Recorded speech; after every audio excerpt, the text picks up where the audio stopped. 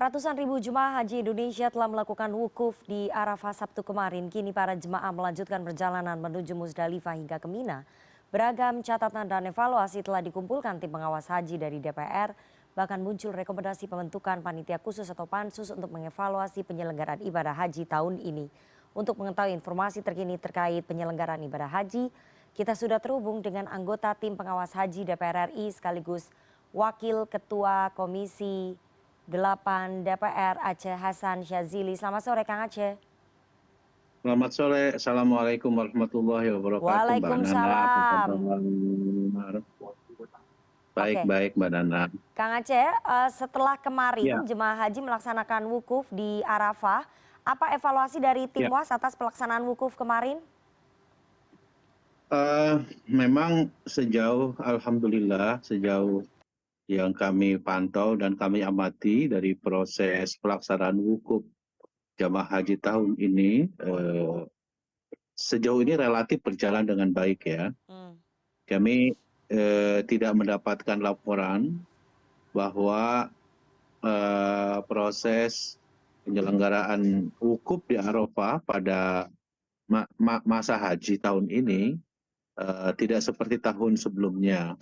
Misalnya pada peristiwa yang lalu kita bisa menyaksikan atau melihat ada kejadian keterlambatan para jamaah untuk melakukan mabit di Muzdalifah gitu ya, yang terlambat dan tercecer.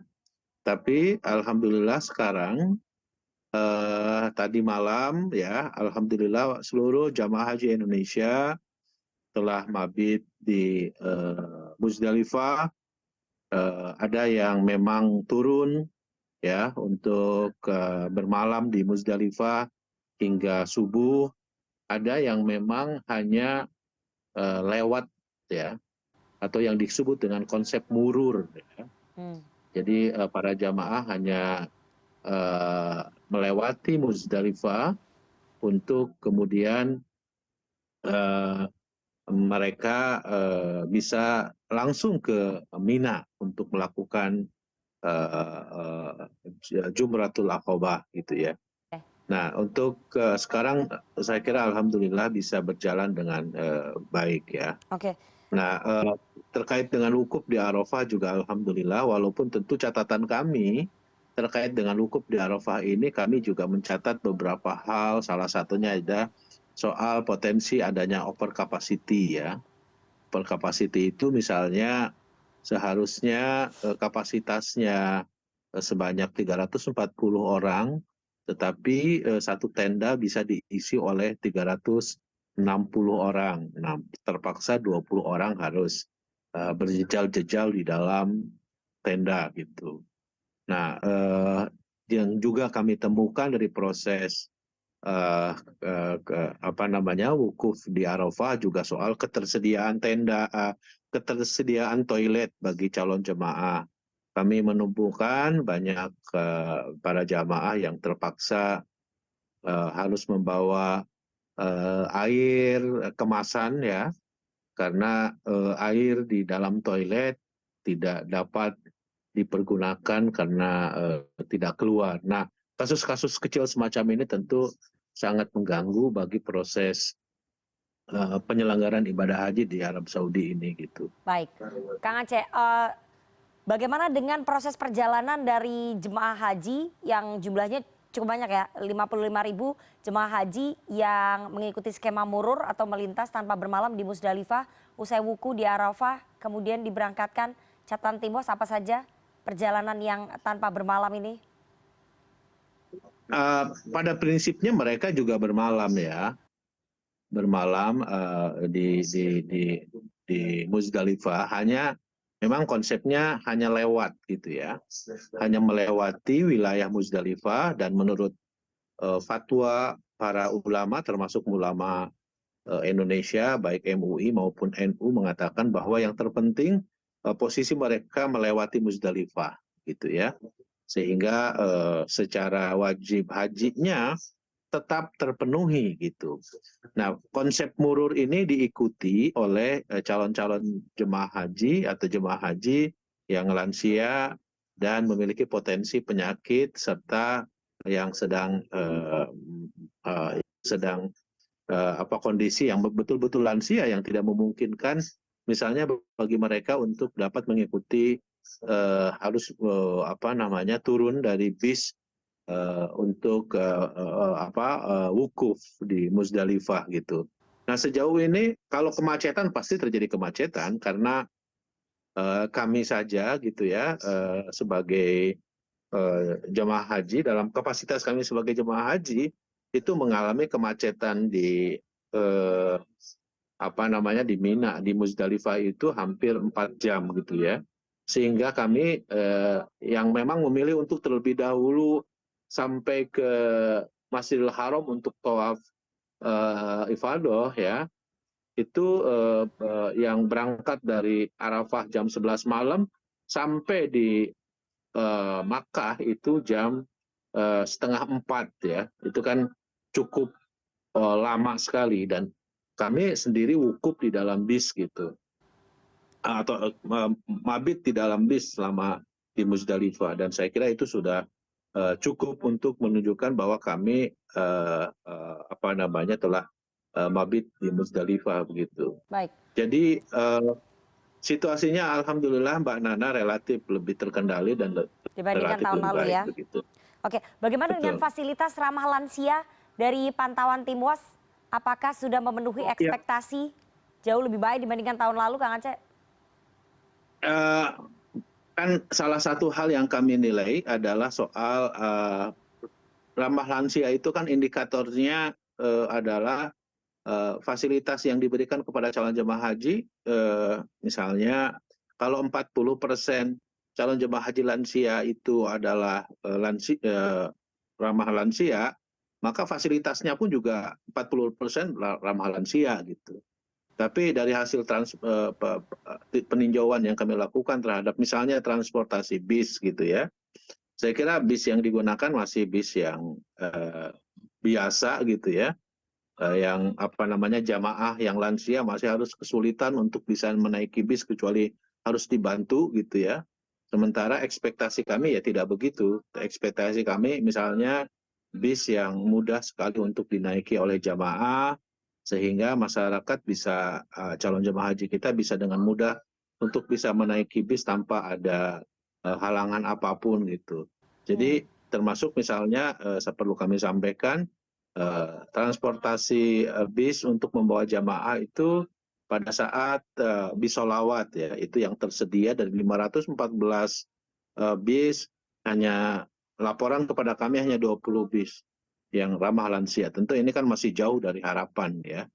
Nah, Ya. tapi Oke. tentu bagi para jamaah sendiri mungkin mereka yang terpenting mereka bisa menunaikan ibadah haji gitu. Oke, Kang Aceh, apakah kemudian ada peristiwa di mana para jemaah ini salah jalur atau hilang begitu dari pantauan tim WAS pada saat pergerakan Sejak jemaah dari Musdalifah ke Mina? Iya, kami selalu mengingatkan ya, terutama para jamaah harus disiplin terhadap apa yang diarahkan, baik oleh ketua kelompok, ketua regu, atau ketua rombongan gitu ya, dan terutama oleh para petugas. Karena semua semua yang dilakukan selama di Arab Saudi ini kan memang dari sejak awal sudah kami ingatkan untuk mempersiapkan berbagai macam skenario. Ya, misalnya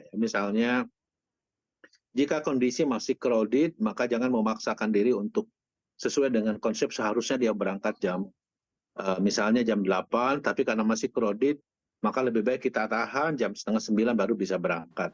Kita lihat situasi yang memungkinkan bagi para jamaah untuk bisa diajak untuk bergerak gitu.